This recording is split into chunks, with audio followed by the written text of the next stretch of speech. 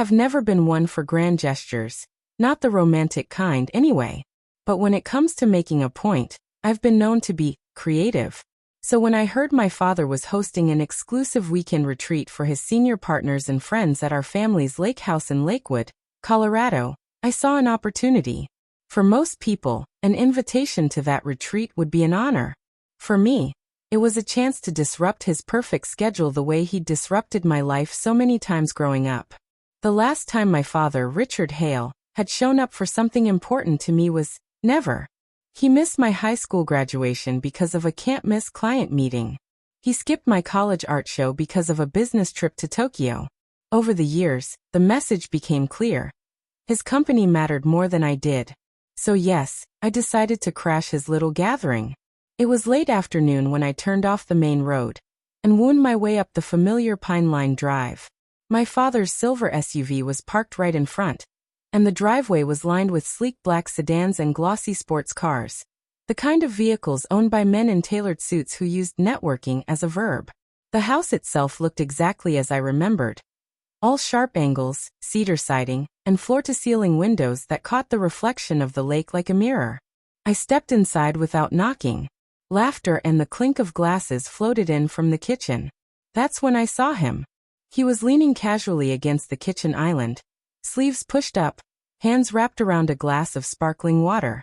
He had the kind of sun-browned skin you get from actually spending time outdoors, not from a tanning booth, and eyes the color of dark amber when the sun hits it. When he saw me, his smile shifted from the polite kind you give strangers to something warmer, more curious. "You must be Emily," he said. His voice was deep, steady, but with a hint of amusement, like he already knew I wasn't supposed to be there. "I am," I replied cautiously. "And you are?" "Daniel Brooks," he said, extending a hand. "Your dad's old friend from college. We've worked together on a few expansion projects for the company." Old friend. Right. I wondered what kind of friend shows up at a weekend retreat like this. But then again, my father always surrounded himself with people who doubled as business allies.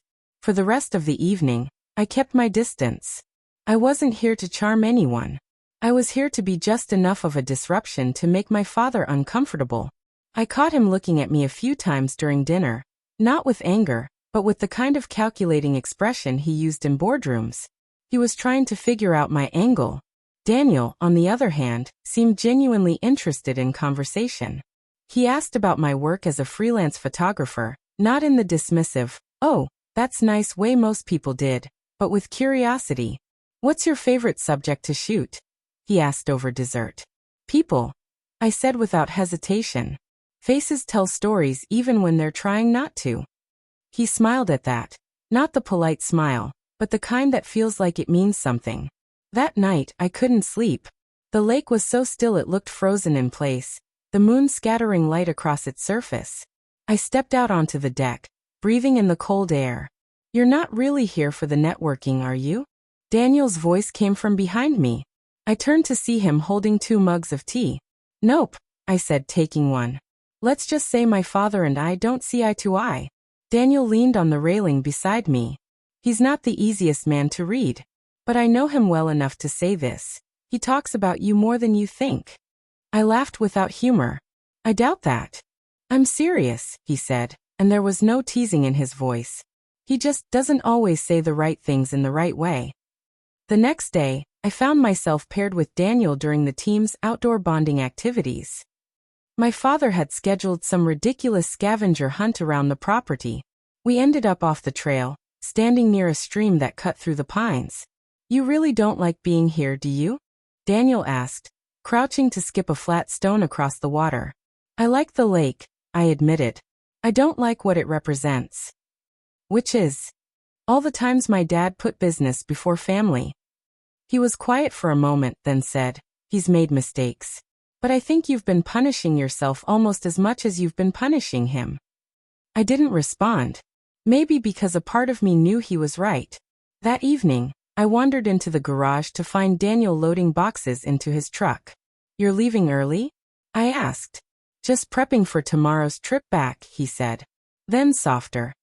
"Emily, hurting your father might feel satisfying for a moment. But it won't fix anything between you two." His voice wasn't lecturing.